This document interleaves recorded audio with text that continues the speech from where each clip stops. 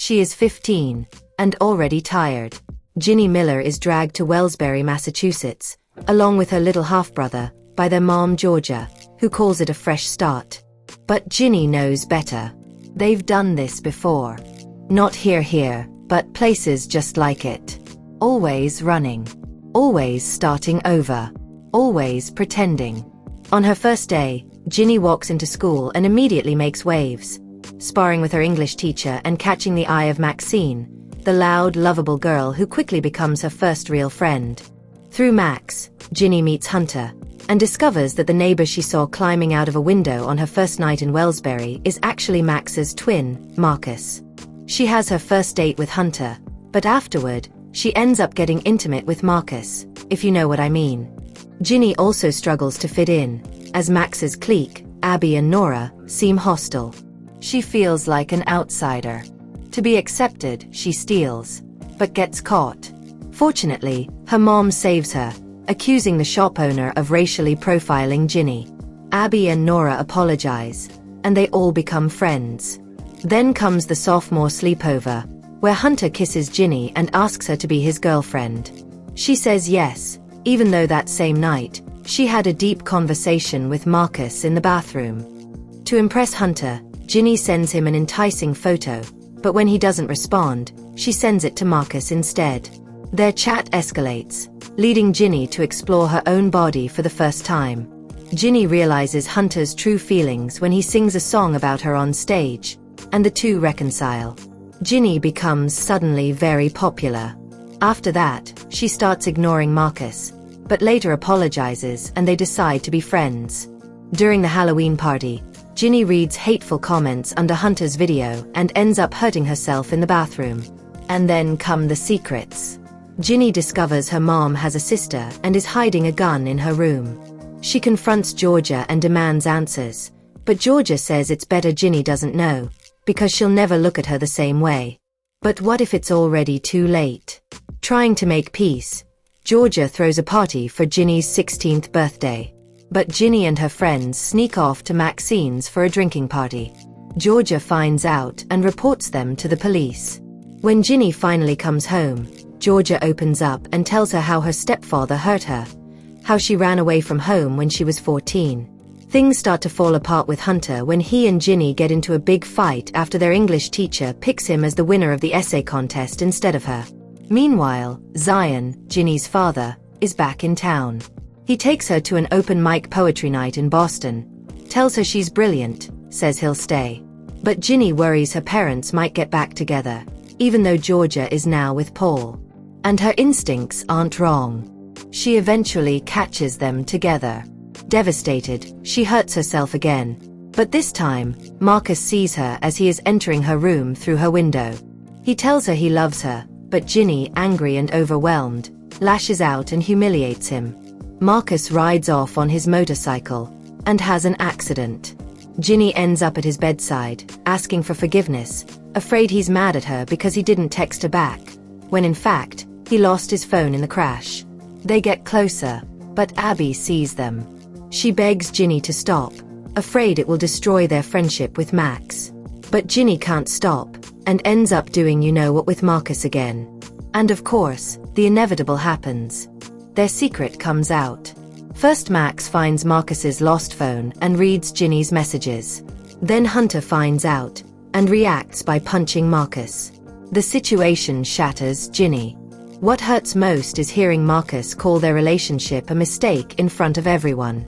He says it to protect her, or at least, to try, but Ginny doesn't understand that in the moment. She walks away from him. And not just from him. After a visit at work from Gabriel, the investigator looking into Georgia's past, Ginny decides to leave almost everyone behind, except for her little brother. She steals Marcus's motorcycle, and rides out of Wellsbury with Austin at her side.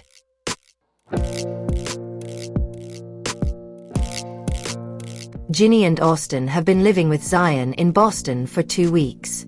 But even away from Wellsbury, Ginny can't escape her thoughts. Nightmares of Georgia haunt her sleep. When Thanksgiving arrives, Zion opens his home to Ginny's grandparents. As the night winds down, she overhears them speaking. They're worried about her. What they don't know is that the pain has already found an outlet. Ginny is still hurting herself. Georgia calls Zion, and they agree the kids will return for Friye, a tradition they created years ago when Ginny was young, frying various foods the day after Thanksgiving. But the idea of returning to Georgia sends Ginny into a spiral. She has a panic attack. Eventually, Ginny opens up to Zion. She tells him about the self-harm and asks if she can keep living with him. He agrees, on one condition.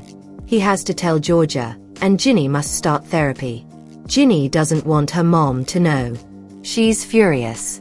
When they return to Wellsbury, Ginny's first stop is Marcus's house. She returns the bike she took and apologizes, not just for stealing it, but also for not answering his texts. Marcus says it's all good.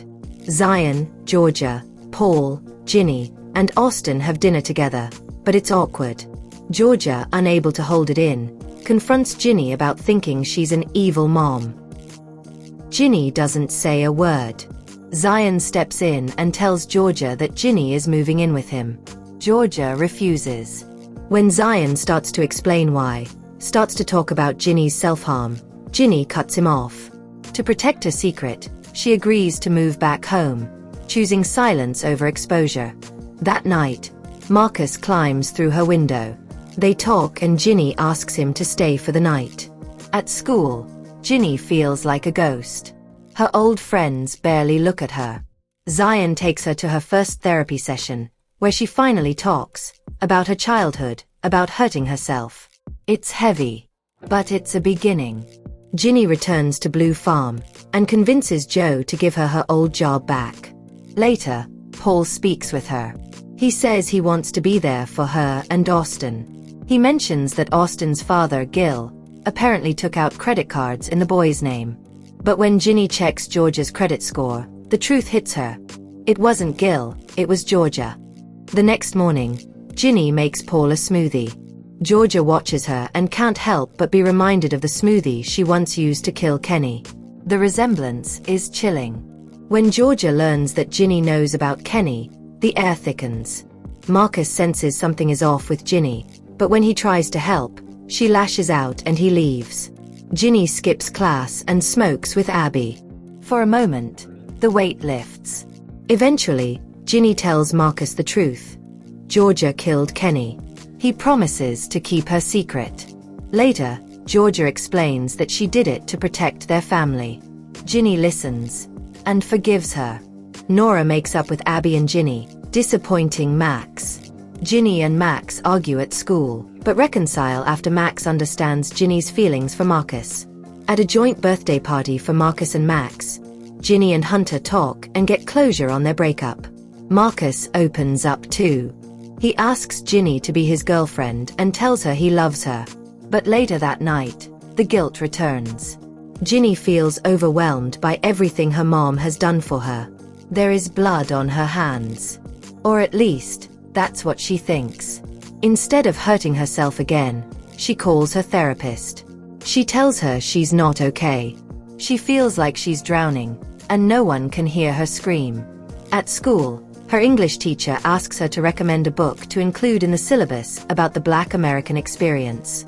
Unsure at first, she later talks it through with Zion over dinner. When Georgia finds out, she tries to have the teacher fired by framing him. Fortunately, Ginny stops her before it's too late. That same day, Ginny performs a poem at an open mic night at Blue Farm, expressing her negative feelings toward her mother. But Georgia walks in while she's reading and becomes upset. Then one day, Georgia finds Ginny's notebook and discovers the truth. Her daughter is self-harming. She confronts Ginny and demands to see the injuries. They talk. Georgia apologizes for not seeing it, for missing it. They cry together. After that, Georgia makes an effort. She really tries to be a better mom. She spends time with Ginny and even joins her for a therapy session. At school, Ginny finally stands before her English class and presents Sister Outsider. But when the teacher asks her to lead the next lesson, she's upset. It feels unfair. Why is she being asked to do more than the others? So when the next class comes around, despite having prepared, Ginny refuses to do it. And even though English is her favorite subject, she drops the class. She joins a new English class, Marcus's class, but struggles to adjust. No one seems to take it seriously. Things begin to fall apart between her and Marcus. Ginny overhears a conversation between Max and Marcus about his feelings. They break up, even though Ginny begs him not to. The truth is, Marcus is dealing with depression. But Ginny doesn't know it yet. She finds out through Max, who tells her that Marcus has had episodes like this before. Georgia tells Ginny that what Marcus needs now is more of a friend than a girlfriend. So Ginny visits him. She apologizes for not noticing what he was going through and tells him she's here for him, just like he was there for her. Then comes Georgia and Paul's wedding. For a moment, it all looks like a fairy tale, until the police arrive.